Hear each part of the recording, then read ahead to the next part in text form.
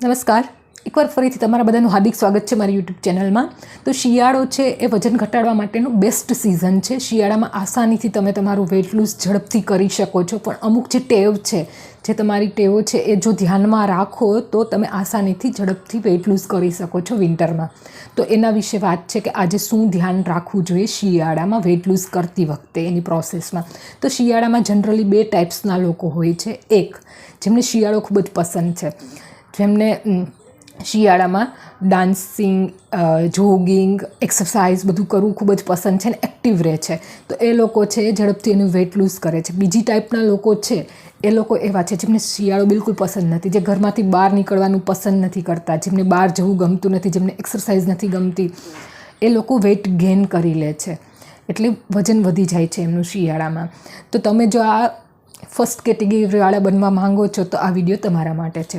તો શિયાળો છે એ ઓલરેડી તમારી કેલરી બર્ન કરવાની સિઝનવાળો કહેવાય, કેમ કે શરીરને ગરમ રાખવા માટે તમારું શરીર છે એ વધારાની બહુ જ કેલરી બર્ન કરે છે, વધારાની કેલરી બાળે છે, એટલે શરીર ગરમ રહે છે. તો ઓલરેડી કેલરી બર્ન પોઝિશનમાં હોય છે તમારું શરીર શિયાળામાં, તો તમે મેટાબોલિઝમ છે ચયાપચયની ક્રિયા છે એ એકદમ ફાસ્ટ હોય છે વિન્ટરમાં, તો તમે આસાનીથી વેઇટ લૂઝ કરી શકો છો શિયાળામાં. પણ અમુક બાબત છે જે ધ્યાનમાં રાખવી ખૂબ જ જરૂરી છે, એના વિશે આ વિડીયોમાં વાત છે.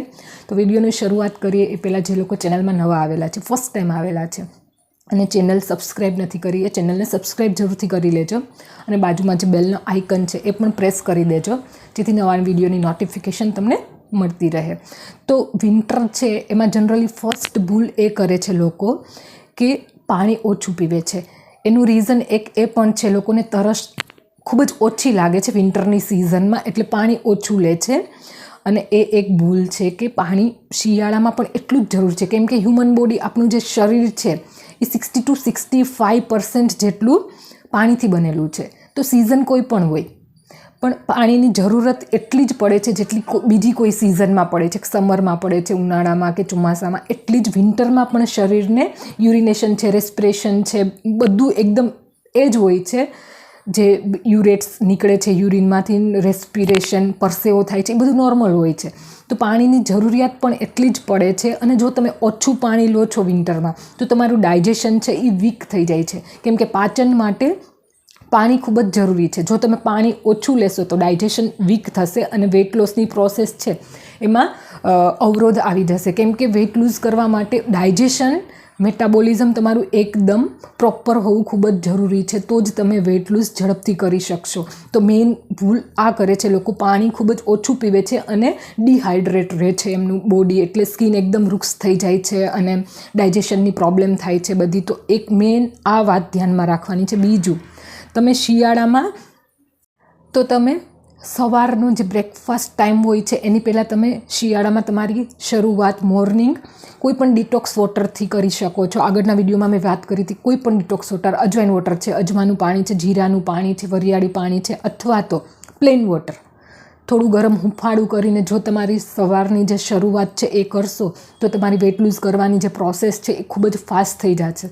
કેમ કે શિયાળામાં તમે જેટલું ગરમ ખોરાક લેશો જેટલું એ તમારું ડાયજેશન છે એ એકદમ એક્ટિવ રાખશે અને મેટાબોલિઝમ છે એ ફાસ્ટ કરી દેશે, એટલે વેઇટ લૂઝની જે પ્રોસેસ છે એ ખૂબ જ ઝડપથી થવામાં હેલ્પ થશે. અને જે તમે સવારમાં જે પાણી લો છો એનાથી પાચન તમારું એક્ટિવ થઈ જશે. તો મોર્નિંગમાં તમે એક આ કોઈ ડિટોક્સ વોટર અથવા તો પ્લેન વોટર પણ થોડું હુંફાળું ગરમ કરીને પી શકો છો, આ કરી શકો છો. અને બીજી એક વાત એ છે કે શિયાળામાં ઓલરેડી તમારું મેટાબોલિઝમ છે એ એક્ટિવ હોય છે, એટલે કેલરી બર્ન તો ઓલરેડી થતી હોય છે. પણ એક શું થાય છે કે શિયાળામાં બધાને સ્વીટ ક્રેવિંગ ખૂબ જ થાય છે, એટલે ગળ્યું ખાવાનું ખૂબ જ મન થાય છે. અને આના પાછળ એક સાયન્ટિફિક રીઝન પણ છે, કેમ કે શિયાળામાં તમારું શરીર છે એ સનથી ઓછું એક્સપોઝર થાય છે, એટલે વિટામિન ડીની ડેફિશિયન્સી થઈ જાય છે. તડકામાં ઓછા જાય છે લોકો, ઘરની બહાર ઓછા નીકળે છે, એટલે વિટામિન ડીની ડેફિશિયન્સી થઈ જાય છે.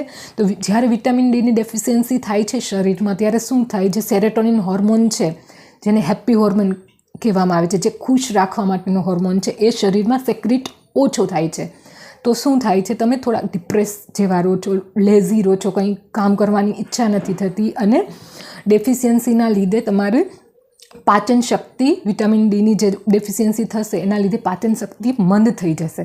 તો તમારે ડેઇલી 30 મિનિટ્સ યા તો વિટામિન ડી માટે તડકામાં બેસવું જોશે, સનલાઇટમાં, અથવા તો તમે ડેરી પ્રોડક્ટ જે છે, ઘી છે, દૂધ છે, દહીં છે, ચીઝ, પનીર, એ તમારી ખોરાકમાં સામેલ કરી શકો છો, કેમ કે એમાં થોડું ઘણું વિટામિન ડી હોય છે. અને ઓરેન્જ, સંતરામાં પણ હોય છે. તો આવો બધો વિટામિન ડી વાળો જે ખોરાક છે એ તમારું ફૂડમાં એડ કરી શકો છો. અને જે સ્વીટ ક્રેવિંગ છે, જે ખાંડવાળી વસ્તુ તમે ખાઓ છો, એ એકદમ ઓછી કરવી જોઈએ, કેમ કે એનાથી વેઇટ ગેઇન થશે.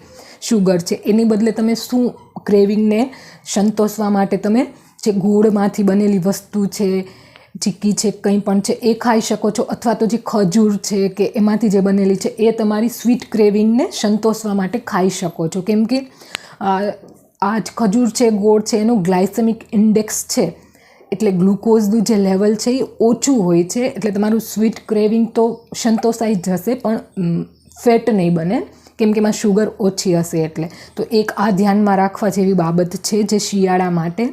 અને એક વસ્તુ એ છે કે શિયાળામાં ગ્રીન વેજીટેબલ્સ ખૂબ જ મળતા હોય છે, લીલા શાકભાજી. તો તમે એ પણ તમારી ડાયટમાં જો એડ કરો તો તમે ઝડપથી વેઇટ લૂઝ કરી શકશો. કેમ અને ન્યુટ્રિશનવાળું ફૂડ પણ મળશે. જ્યારે તમે ગ્રીન વેજીટેબલ વધારે તમારી ડાયટમાં એડ કરશો તો તમને ન્યુટ્રિશન તો મળશે જ, જોડે જોડે જે વેઇટ લૂઝની પ્રોસેસ છે એ પણ ખૂબ જ ઝડપથી થઈ જશે. તો તમે એક આ ધ્યાનમાં રાખી શકો છો કે તમે હેલ્ધી ફૂડ, ગ્રીન વેજીટેબલ્સ ખૂબ જ લેશો અને હેલ્ધી ખોરાક ખાશો તો તમે ઝડપથી વેઇટ લૂઝ કરી શકશો. અને જો આ બધાની વચ્ચે તમે એક શિયાળામાં એ ધ્યાન રાખો કે થોડી એક્સરસાઇઝ, ડાન્સિંગ, જોગિંગ, વોકિંગ, કંઈ પણ નાની નાની એરોબિક જે એક્સરસાઇઝ છે એ જો કરો તો સોનામાં સુગંધ જ ભળી જશે અને ખૂબ જ ઝડપથી તમે તમારું વજન ઘટાડી લેશો. પણ એના માટે એક ડિટર્મિનેશન હોવું જોઈએ કે નહીં, મારે લૂઝ કરવું છે.